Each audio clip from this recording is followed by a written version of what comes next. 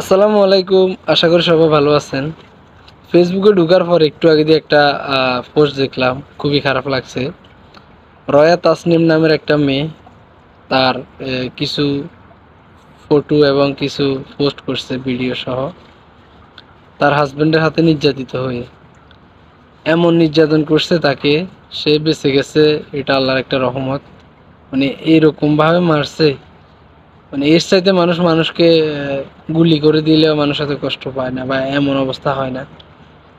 তো যাই হোক, আল্লাহ রহমতে সে বেঁচে আছে, এখন মোটামুটি মনে হচ্ছে সুস্থ আছে, এই জন্য সে পোস্ট করতেছে।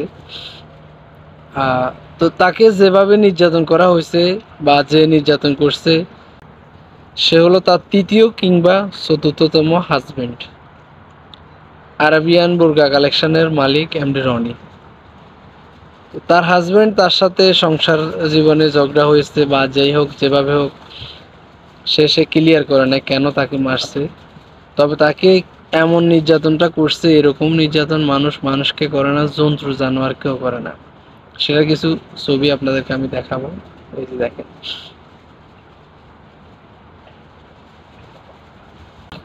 মেয়েটা এতদিন কিছু বলতে পারে না, সে অনেক টাকা পয়সার মালিক, বড় লোক, ব্যবসায়ী মানুষ, হ্যাঁ, প্লাস সে অনেক ক্ষমতাধর ছিল।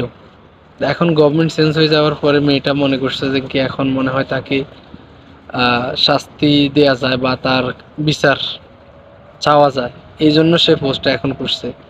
পোস্টটা করার পরও তাকে অনেক হুমকি দুমকি দিতেছে, সেটাও আমি দেখাইতেছি। সে পোস্ট করছে যে তাকে এখন থ্রেট দিচ্ছে কল দিয়ে, যে এগুলা নিয়ে বাড়াবাড়ি না করতে, কথা বলতে। দেখেন,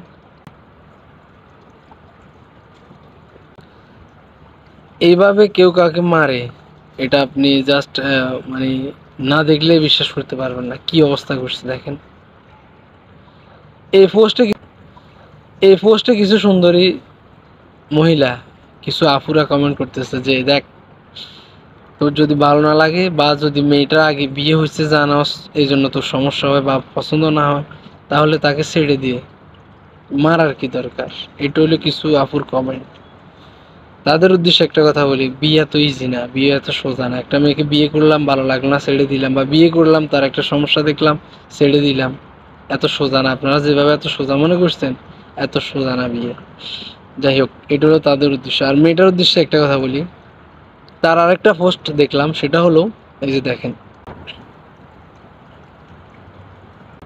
এই পোস্টে সে একটা মেয়েকে সাবধান করে বলতেছে যে দেখো, এরকম আমিও তোমার মতো লাইভ করতাম আরাবিয়ান বোরকা কালেকশনে, আমার কি অবস্থা হয়েছে দেখো, তুমি যদি ভালো চাও তাহলে সরে যাও। মানে এই কথাটাতে এটাই বুঝলাম যে সে বিয়ের আগে তাদের এই কোম্পানিতে কাজ করতো, চাকরি করতো, এই যে বোরকা লাইভ করতো আর কি, বোরকা কালেকশনের লাইভ গুলা করতো, বোরকা কালেকশনে এভাবে বিক্রি করতো। তো এগুলার পরে অবশেষে যেভাবে হোক মালিকের সাথে সম্পর্ক হয়ে হয়তো বিয়ে হয়েছে, তার এই পোস্টটাতে সেটা বুঝলাম। এখন আসি, ছেলেটা যে কাজটা করছে, বা ছেলে না, উনি এখন আমার আঙ্কেলের বয়সী, এটা তো জঘন্য। এর চাইতে নিচু মানের কাজ আর হয় না। নাম্বার ওয়ান, তুই যদি মেয়ে যদি কোনো অপরাধ করে, তাকে দুই একটা দিয়ে বিচার, তোর যেহেতু অনেক পাওয়ার আছে, তুই বিচার কর, তাকে পুলিশে দে, তাকে বিভিন্নভাবে সাজা দেওয়া যায়, মানে আইনিভাবে। কিন্তু এইভাবে তার এই অবস্থা করে ফেলা, এটা তো কোনো মানুষের কাছে, বা এটা তো কোনো মানুষের কাজ না, হতেই পারে না। যাই হোক, তবুও সেই কাজটা করছে, এটার জন্য আমরা তার বিচার চাই সবাই। আমরা অন্তর্বর্তীকালীন সরকারের কাছে তার বিচার দাবি করি। পাশাপাশি এই যে রয়া তাসনিম, সে প্রথম স্বামী আমেরিকান প্রবাসী, তাকে ছেড়ে দিল। দ্বিতীয় স্বামী, একজন বলতেছে তৃতীয় স্বামী, তাকেও ছেড়ে দিল। তৃতীয় স্বামীর ঘরে তার একটা মেয়ে আছে, ওই স্বামীকে ছেড়ে দিয়ে সে চতুর্থ স্বামী আরবিয়ান কালেকশনের মালিক এমডি রনিকে বিয়ে করলো। কেন বারবার তাকে কেন বিয়ে করতে হচ্ছে, একটার পর একটা, একটার পর একটা? সব পুরুষই খারাপ? সে তো সব বড় লোক পুরুষকে বিয়ে করতেছে দেখতেছি, একটা আমেরিকা থাকে সিটিজেন, একটা ব্যবসায়ী, ওগুলো না জানি কত, জানি কত ধনী। তার মানে তার ভিতরে সমস্যা আছে, বিচার তারও হওয়া উচিত। সে, তার সাথে যেটা হয়েছে এটার জন্য তো কোনো দ্বিমত নাই।